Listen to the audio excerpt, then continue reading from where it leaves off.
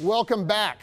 As progressive outrage boils over the Trump administration's detention and separation of foreign nationals entering the United States illegally, we here at Fox 26 News have taken a closer look at a secretive facility in Harris County where thousands of juvenile immigration offenders have been housed over the past 8 years at a current rate of 238 taxpayer dollars per youth per day. Angry neighbors in the Lynchburg neighborhoods say they have watched as teenage Central American detainees simply scale the fences and disappear into America. Government contractor BCFS concedes to 7 unauthorized departures in the past 3 years, but folks who live next door to the converted elementary school say they've seen far more cut and run. I've seen them climbing over the fences at nighttime. They came in my yard many a times. I've seen them hiding.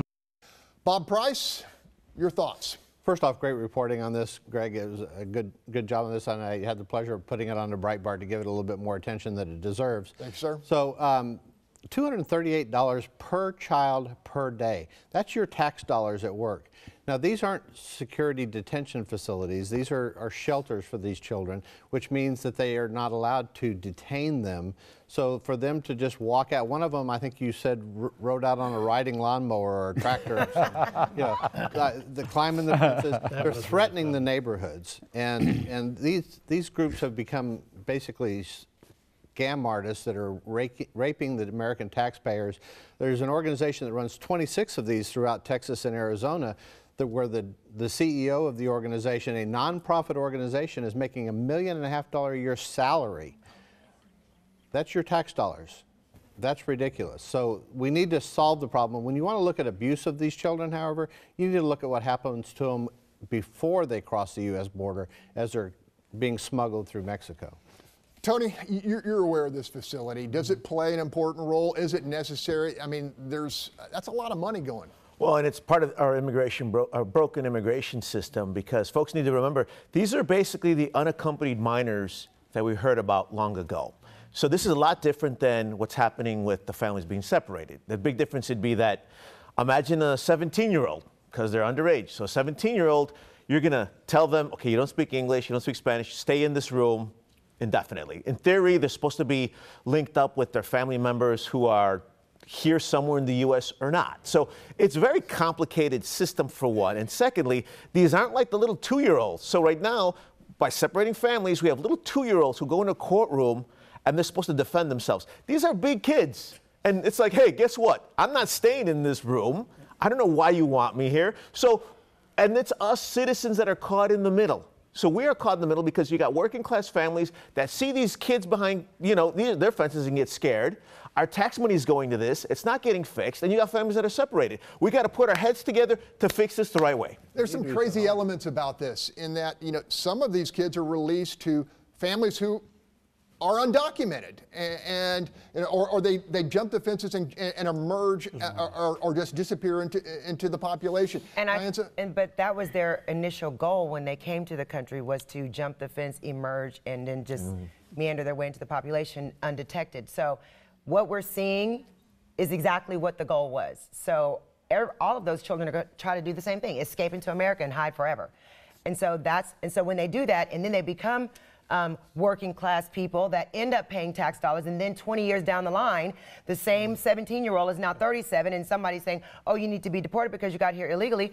Well, in that case, nobody's going to say, oh, we empathize with you. We're going to say, well, you jumped a fence instead of waiting your turn in the line. So it's kind of a sticky situation, but at the same time, this is our broken immigration system, just like Tony said. It needs to be fixed. Anybody have anything else? I would add one more thing to this. These are not just children that are in these things. Many of these are violent criminals, members of MS-13, members of other gangs. You're seeing a lot of violence that you reported inside this organization, and nationally, when you look at the percentage of unaccompanied alien children that become or were MS-13 members when we get here, that's a major problem. They're crossing. But those are stereotypes. Those are stereotypes. I mean, in the 6 years, those were facts. Okay, real quickly. In the 6 years that they've had the facility, 6 people escaped, and there's as much crime as anywhere else. Yes, let's make sure they're not gang members there, but that's not the case. That doesn't apply to all of them. Tony, you got it wrong. It was 7 people that 7. escaped, not Sorry, 6. there you go. We're right there for now. There is another little-known local institution drawing fire.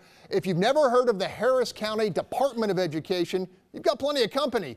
Critics call the obscure public school system a, quote, dumping ground where local districts can send disabled and mentally disturbed children they don't want to deal with at a price of $22,000 tax dollars per year. The Texas Education Agency has recently launched an investigation after staff at the ABS West campus was caught on camera brutalizing an autistic student. A whistleblowing former teacher told Fox 26 the HCDE campuses routinely rely on physical force rather than therapeutic intervention and generate little, if any, academic progress for students facing deep challenges.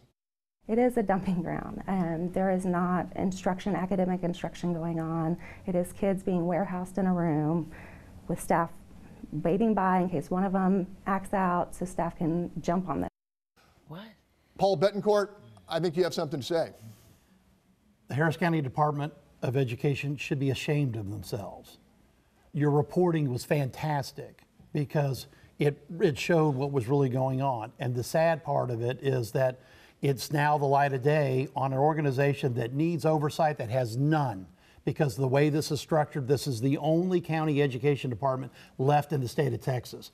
It should be abolished. I think we're going to go have an election on it. I hope that's the legislation I'm going to file. But it's just so sad to see what they're doing to autistic kids. And here's what really makes me mad.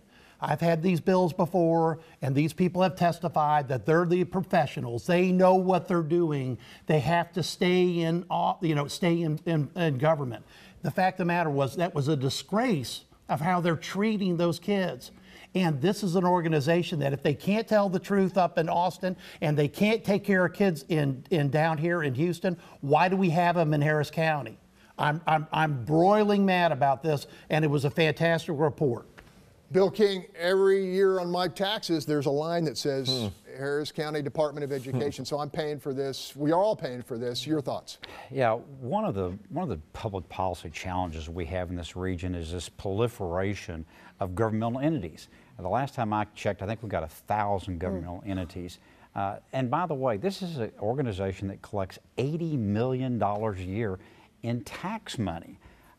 Paul's absolutely right. This is one we need to get rid of ASAP. Jess, you want to jump in on that? Yeah, this has just been a battle that we've been fighting for a long time to get rid of this entity, and we have elected people who have said they're going to go in there and abolish it, and then they don't do it. So I support Senator Bettencourt's legislation to abolish HCDE, and we need to get this show on the road and fix this. No. So, but when you think about education, when you think about these children, what's going to happen to the children when you abolish it? Where are we going to send them to? Do we have a safe place for them to go to where they can actually be helped instead of hurt, where they can't? If you're autistic, then you're already starting off with a need that's special. So you would think that the adults in the room would do something to protect the children. But if we eliminate the Harris County Department of Education, we need to then have a better place for the children to be cared for and monitored, where the people that are in charge of them are monitored as well. We've cracked down, Dianza, on, we've actually now insisted that you can have cameras inside of school districts on special needs classrooms because of problems like this. There was some horrific cases that came out of San Antonio that Greg reported on where kids were actually handcuffed, I believe, at one point. Now look, you know, and where will these kids go? They'll go back to the school district that they started from, because really what's happening is they're being subbed out and at a high expense, and we need to get that back to the school district where there's accountability. See, here's the big problem I've got with HCDE.